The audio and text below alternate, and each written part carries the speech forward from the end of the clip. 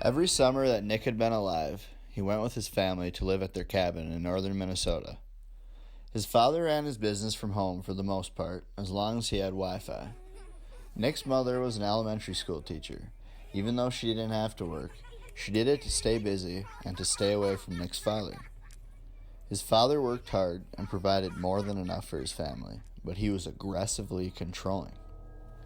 During the summers, Nick and his sister weren't allowed to leave the yard at the cabin, or explore, or meet any of the neighborhood kids. Their father said the northern folk were too dangerous and unpredictable, and the people who live in rural areas are rough.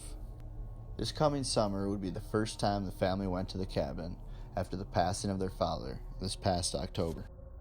I know it is going to be different this summer without your father, but remember that he is with you in spirit. Now, go on and make friends with the people that live in the green cabin a quarter mile down, Their mother said in the car on the way up to the cabin. Nick and his sister Wendy went to explore the minute they had their belongings unpacked. First, they went down to the lake and took the trail to the peninsula across from the cabins that could only be reached by canoe or a fly-in helicopter. Their father had talked about those many times before.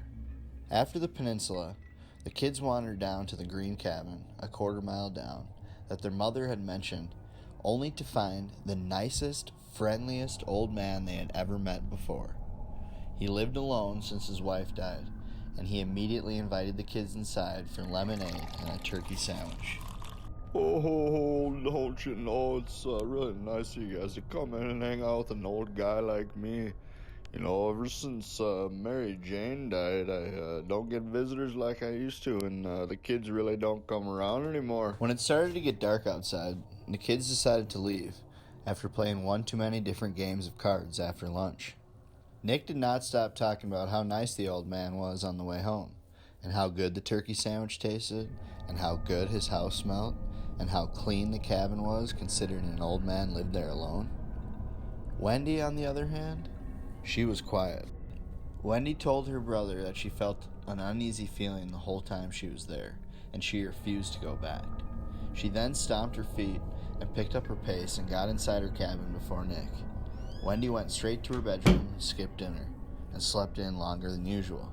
Nick didn't get much sleep that night since he was thinking about the whole situation and how weird Wendy's reaction was. After eating an early bowl of cereal, Nick decided to see the old man and figure out why Wendy felt uneasy.